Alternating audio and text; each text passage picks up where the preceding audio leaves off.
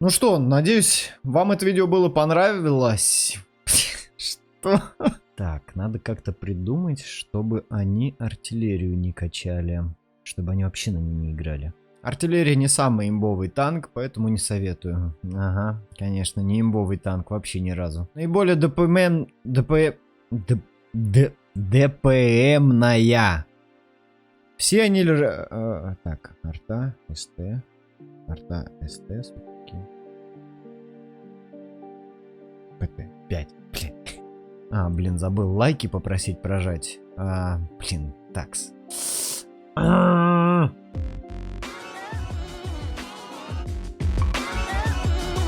Приветствую всех на канале DSTV. С вами снова я. Да-да, я решил сделать несколько полезных роликов, которые могут помочь начинающим игрокам, ну потому что ко мне обращались люди и просили какой-то полезный обучающий контент, который может как-то помочь в игре вообще для новичков, либо поднять процент побед, либо улучшить игру. И поэтому я сделал вот такой небольшой рейтинг, такую подборочку. Надеюсь, что вам это видео понравится. И перед началом видео я бы хотел попросить вас прожать лайк и подписаться, потому что это очень помогает каналу, очень помогает видео. Практически на каждом стриме мне задают один и тот же вопрос. Какой танк качать новичку или не самому сильному игроку в первую очередь? Вопрос на самом деле правильный, потому что когда я начинал играть в мае 2010 года, еще на закрытом бета-тестировании было всего лишь две ветки, немецкая и советская. И выбора особо-то и не было. А вот на сегодняшний день у нас в игре есть 11 наций, 53 итоговых танка 10 уровня. Поэтому выбрать есть из чего. Давайте же будем разбираться, поговорим про каждый танк в отдельности и составим рейтинг лучших танков World of Tanks для новичков в 2021 году. Для начала нам необходимо определить, по каким параметрам мы будем выбирать лучшую ветку и танк для прокачивания. В игре есть много разных типов техники. Барабанные, башенные, кемперские, сильно бронированные, картонные, и все они разделены на 5 классов. Артиллерия, средние танки, светляки, тяжелые танки и ПТ-САУ. Но всю технику мы можем условно поделить на два типа. Первый тип – это танки с высоким уроном в минуту, но слабым разовым уроном, так называемые ДПМные танки. И второй тип – это танки с низким уроном в минуту, но сильным разовым уроном. У каждого танка есть свой потенциал, исходя из этих показателей. Так вот, танки ДПМные для новичка будет реализовать гораздо сложнее, так как нужно грамотно выбирать позиции, знать рельефы, кусты, камни, прострелы, ямки и возвышенности. Но кроме позиционной игры, нужно также идеально стрелять и пробивать. Соответственно, на ДПМных танках нужно много стрелять, много пробивать, часто перемещаться, менять позиции. В таком случае вы сможете максимально раскрыть весь потенциал танка. Для новичков и не очень сильных игроков это будет совсем непростая задача. Соответственно, нас будет интересовать техника с высоким разовым уроном и хорошим бронированием. Ну что же, параметры выбора мы определили, давайте будем переходить к рейтингу. Для того, чтобы это видео не растянулось на 1 час, давайте сразу уберем несколько категорий танков и облегчим наш выбор. Первым шагом сразу убираем барабанные танки, так как новичкам весьма сложно грамотно реализовать барабан. Чаще всего игра на этих танках превращается в идею: «О, давай я в него ворвусь, дам барабан и умру». Зачастую средний урон на барабанных танках у новичков и не сильных игроков не превышает 1500-2000 единиц среднего урона за бой. Поэтому мы абсолютно смело и легко убираем Проджета 65, Реночеронте, Кранваген, Б-Чат, АМХ-50Б, Фоч-Б, Т-57 Heavy, ТВП-5051. Следующим шагом уберем сверхбронированные супертяжи и медленную неподвижную технику, так как в современном рандоме эти танки практически неиграбельны. У каждого игрока есть голдовые снаряды, которые легко и без проблем пробивают эти танки. Грамотно танковать — это тоже нелегкая задача, которой нужно учиться постепенно, и поэтому эти танки мы тоже смело будем убирать. Type 5 Heavy, Маус, ПЗ КПФВ-7, Е100, ИС-4, СТ-2. Третьим шагом мы уберем все легкие танки и артиллерию, так как этот тип техники для новичков будет очень и очень сложным в реализации. Да, грамотный светляк может полностью изменить ход боя, а токсичный артовод испортить игру и поджечь жопу практически каждому игроку. Но больше 2000 среднего урона новичкам на этой технике держать будет сложно. Тем более на артиллерии нужно грамотно перемещаться, грамотно выбирать себе цели. Когда-то нужно забрать шотный танк, когда-то нужно вкинуть в полную кучку. Поэтому мы смело убираем следующую технику. Conqueror GC, объект 261, ГВЕ 100, Т-92, БЧАТ 155-58, ТСПЛТ, РХМ ПЗВ, Шеридан, АМХ-13 105, ЕБР 105, ВЗ 132-1, Мантикора. Следующим шагом мы уберем СТ с высоким ДПМом. Так как я и говорил в начале ролика, новичку будет очень сложно реализовать весь потенциал высоко ДПМной машины. Поэтому мы убираем СТБ-1, Леопард-1, Объект 140 и К-91. Пятым шагом уберем почти все ПТ-САУ, но оставим одну, которая войдет в наш рейтинг. На ПТ-САУ играть очень сложно для новеньких игроков, потому что танки весьма неподвижные и нужно на них перестраиваться, выцеливать слабые позиции, занимать грамотные прострелы.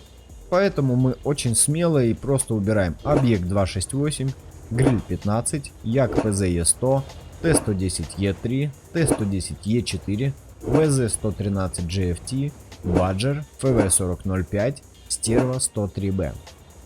Шестым шагом мы уберем всю специфическую технику и те танки, которые давно не перерабатывали, и они просто не актуальны для современных реалий рандома, либо же новичкам будет сложно на них реализоваться. Давайте пройдемся по этим танкам отдельно. УДС 1516. Весьма специфическая СТ, на которой будет сложно реализовать весь ее потенциал. Танк достаточно интересный для игры, но только для опытных игроков, потому что особенная броня, не самое лучшее сведение на пушке, и для реализации новым игрокам он может просто не подойти. Следующий танк — это Centurion Action X. СТ-шка с невероятными УВН, но абсолютно без брони, и ее очень будет сложно реализовать. Китайская СТ-121. СТ без УВН и с достаточно мягким бронированием, слабым уроном. Давно не перерабатывался этот танк, и в современных реалиях он абсолютно будет сложен для игроков, с не самым высоким уровнем игры. Следующий танк ВЗ-111-5А. Тяжелый танк, китайская ветка. Танк на самом деле с очень непонятным бронированием, потому что вас могут пробивать в командирские лючки и в один, и во второй абсолютно просто в восьмерке, даже без голдовых снарядов. А в других позициях вы сможете отыгрывать достаточно неплохо. У танка есть углы вертикальной наводки достаточно неплохие для тяжелых танков, но сложное сведение, сложная реализация, высокий ДПМ. Но опять же, для игроков слабых, для игроков новичков в этой игре будет очень сложно грамотно реализовать этот танк, и поэтому я его не рекомендую. АМХ М454. Тяжелый танк, французский, малоподвижный, с огромнейшим корпусом и еще большей башней. Очень сложно для реализации максимального потенциала, потому что как только вы довернетесь, либо повернете в другую сторону, вам сразу же будут все пробивать.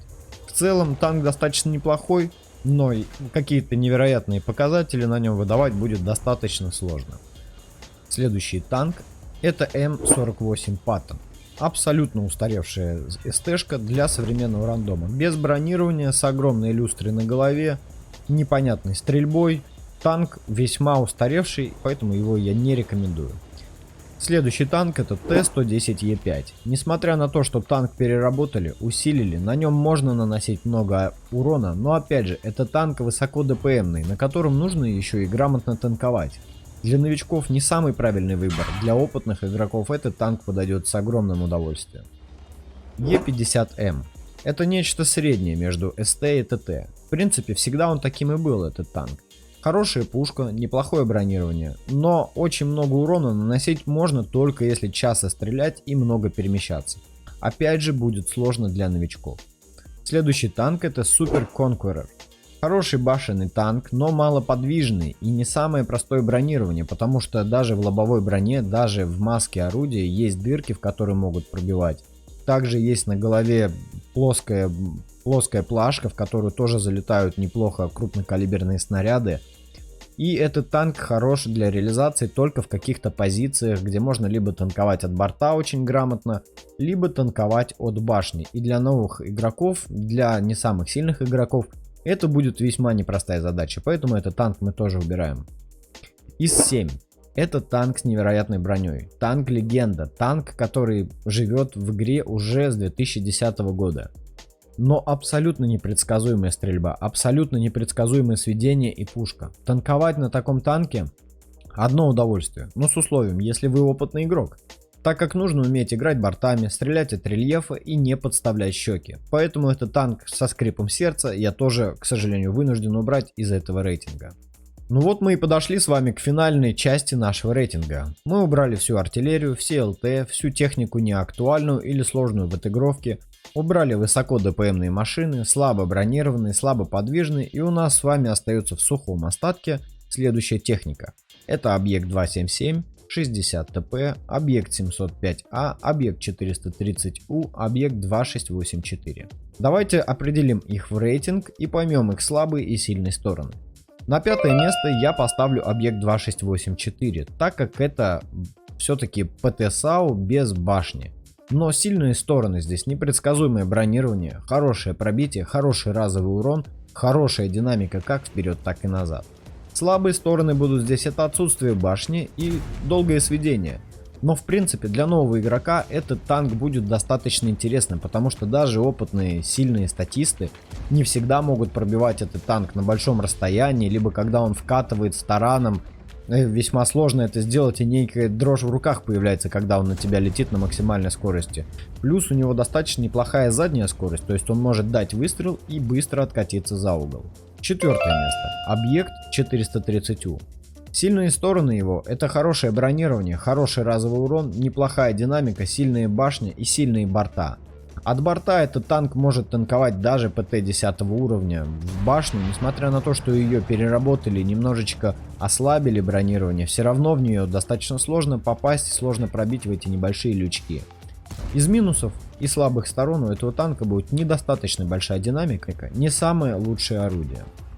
Поэтому четвертое место остается за объектом 430У. Третье место — это объект 705А. Сильные стороны. Хорошее бронирование, наилучшая башня без уязвимых мест, хороший разовый урон, хорошее пробитие и достаточно сильный корпус, которым можно неплохо танковать от борта, тем более у этого танка заднее расположение башни. К слабым сторонам можно отнести его особое бронирование лобовое, потому что если подставлять переднюю часть танка или передоворачивать танк, то пробивать могут достаточно легко через катки, через броню в верхний бронелист, в нижний бронелист, поэтому на нем нужно особенно присматриваться, как танковать. Но для слабого игрока, для новичка в танках, за счет большого разового урона, он будет достаточно неплохой и весьма приятный в ДПМе. К слабым сторонам также можно отнести не самую большую динамику, но иногда это будет являться даже плюсом, так как вы не успеете получить лишний урон и умереть в первые несколько минут боя. Второе место нашего рейтинга — это 60 ТП. Сильные стороны: непредсказуемое бронирование, крепкая башня, отличный разовый урон, хорошие фугасные снаряды. Танковать против такого танка в позиции всегда неприятно. Очень маленький нижний бронелист, небольшие лючки командирской башни. И достаточно сильное и хорошее опасное орудие.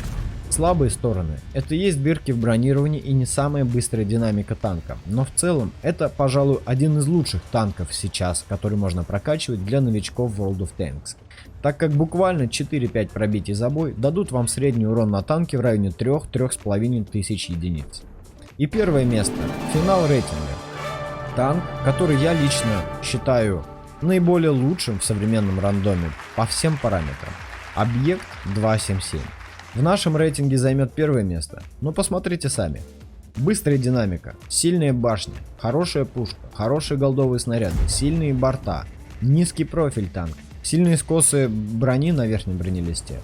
К минусам можно отнести слабое склонение орудия и немного долгое сведение, но его прямой конкурент ВЗ-111-5А будет во много раз слабее. И поэтому это наиболее оптимальный танк для новичков World of Tanks. Вот и закончился этот рейтинг. Может быть, мое мнение было не объективным, где-то оно было отчасти субъективным, но я постарался все как можно более широко расписать и объяснить доходчивым простым языком.